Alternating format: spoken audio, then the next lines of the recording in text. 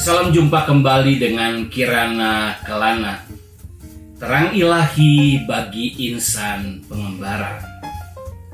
Kirana Kelana pagi ini kita ambil dari kitab Matius pasal 1 ayat 6b sampai dengan 10.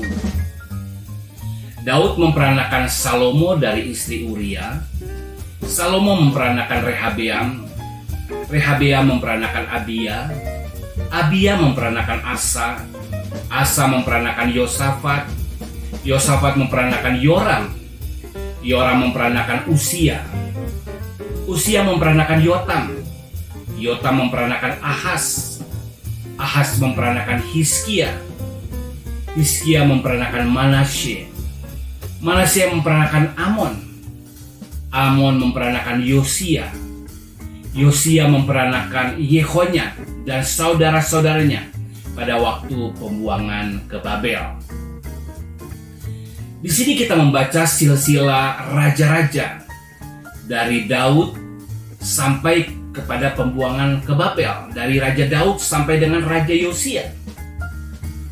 Sebenarnya raja pertama Israel adalah Saul. Namun Saul tidak masuk dalam silsilah Yesus Kristus. Mengapa Saul tidak masuk dalam silsilah Yesus Kristus? Saul adalah raja hasil permintaan orang Israel, yang sesungguhnya adalah bentuk penolakan orang Israel atas pemerintahan Allah, atas hidup mereka. Di pihak Saul, ia juga melakukan dosa yang dibenci oleh Tuhan. Saul memandang rendah firman Tuhan dengan tidak mengikuti perintah Tuhan. Lihat 1 Samuel 13 ayat 13. Ia juga tidak meminta petunjuk Tuhan. Sebaliknya meminta petunjuk kepada arwah lewat peramal di Endor. Lebih jauh lagi, Saul melanggar perjanjian yang dibuat dengan nama Allah. 2 Samuel 21 ayat 1 sampai 14. Yaitu ia membunuh, bahkan hendak membasmi orang-orang Gibeon. Orang Gibeon, walaupun mereka bukan orang Israel, tapi mereka telah membuat perjanjian bersama Yosua dengan menggunakan nama Tuhan, agar mereka tetap dapat hidup. Itulah sebab-sebabnya Saul disingkirkan. Menarik untuk diperhatikan, dari Raja Daud sampai Raja Yosia, ada 14 raja dituliskan dalam silsilah Yesus Kristus. Namun kalau kita membaca perjanjian lama dengan teliti, ada nama-nama raja yang dihilangkan, tidak masuk dalam silsilah Yesus Kristus. Mereka adalah raja-raja antara masa Raja Yoram dan Raja Usia. Matius 1 ayat 8 mengatakan Yoram memperanakan Usia. Sesungguhnya Usia adalah buyut Yoram. Lihat 1 Tawarik pasal 3 ayat 11 dan 12. Ada 3 generasi yang dihilangkan. Raja Ahasia, Raja Yoas, dan Raja Amasya. Bahkan di masa itu juga ada Raja Atalia. Mengapa 3 generasi dan bahkan 4 raja ini dihilangkan dalam silsilah Yesus Kristus? Padahal mereka adalah raja yang nyata, eksis, tertulis dalam sejarah Israel. Namun mereka dikeluarkan dari silsilah Yesus Kristus. Bahkan kalau kita mengingat kerajaan Israel Utara, tidak ada satu nama pun yang masuk dalam silsilah Yesus Kristus. Dan perlu dicatat, karena semua raja-raja di utara adalah jahat. Raja Atalia juga berasal dari keluarga kerajaan utara. Dan ketiga raja tadi, Raja Ahas, Yoas, dan Amasya, semua terkena pengaruh Atalia. Itulah sebabnya mereka menjadi raja-raja yang jahat. Mereka menjadi penyembah berhala. Maka Allah menghapuskan nama mereka, tidak masuk dalam silsilah Yesus Kristus. Ada juga nama-nama yang dihilangkan dari masa Abraham sampai Raja Daud. Dan ada juga yang dihilangkan dari Raja Yosia sampai kepada Kristus. Dari Abraham sampai Raja Daud, ada 2 kelompok nama yang dihilangkan. Pertama, perhatikan Matius 1 ayat 3-4. Ada nama-nama bahkan generasi-generasi yang dihilangkan antara Ram dan Aminadab. Pada saat awal Yakub pindah ke Mesir, dari 70 orang yang ikut pindah bersamanya, terdapat Hesron, dan anak-anaknya. Lihat Kejadian 46 ayat 12. Termasuk juga Ram di dalamnya. Namun selanjutnya Matius 1 ayat 4 mengatakan Aminadab adalah ayah Nahason. Perlu diketahui Nahason adalah salah satu pemimpin suku Yehuda selama perjalanan 40 tahun keluar dari Mesir menuju Kanaan. Lihat Bilangan 2 ayat 3.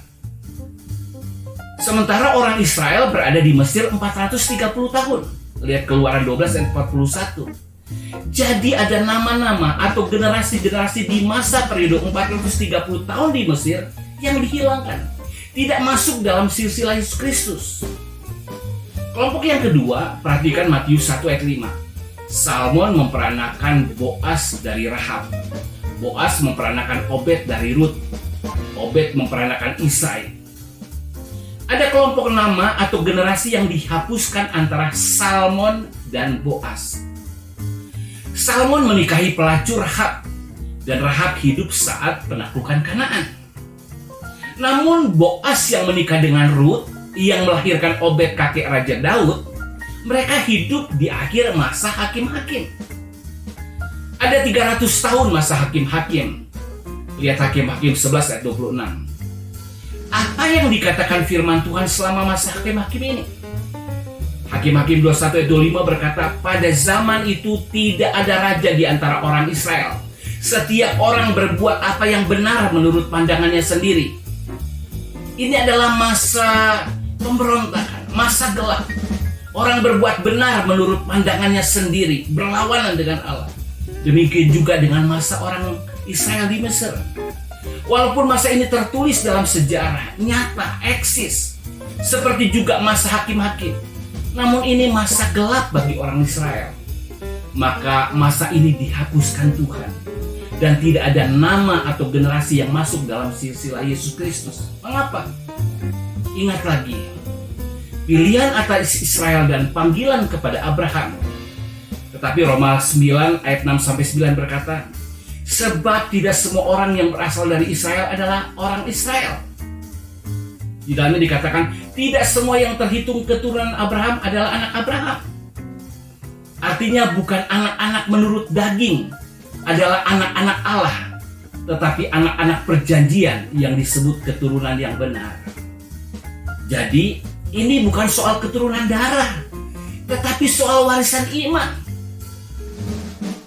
Karena itu, tanpa terang Tuhan, terang firman Tuhan, siapapun dan apapun kegiatan manusia, dia berada dalam kegelapan. Di mata Allah ia jahat dan semakin jahat. Jika kita tidak ada dalam pengaruh, kuasa terang Tuhan, terang firman Tuhan, maka kita berada di dalam pengaruh atau kuasa iblis. Kita dikalahkan olehnya, dan sesungguhnya kita adalah penyembah berhala. Maka Allah akan menghapuskan nama kita, atau nama kita tidak tercatat dalam buku kehidupan. Wahyu 3 ayat 5 berkata, barang siapa menang, ia akan dikenakan pakaian putih. Yang demikian, aku tidak akan menghapus namanya dari kitab kehidupan, melainkan aku akan mengaku namanya di hadapan Bapakku dan di hadapan para malaikatnya. Biar lewat kirana kelana pagi ini, kita juga diingatkan, tidaklah cukup membaca Alkitab sepintas lalu, tetapi kita harus menjadi murid Alkitab, mempelajari kedalaman Alkitab sedemikian rupa. Itulah murid Yesus Kristus yang sejati. Haleluya. Tuhan Yesus memberkati.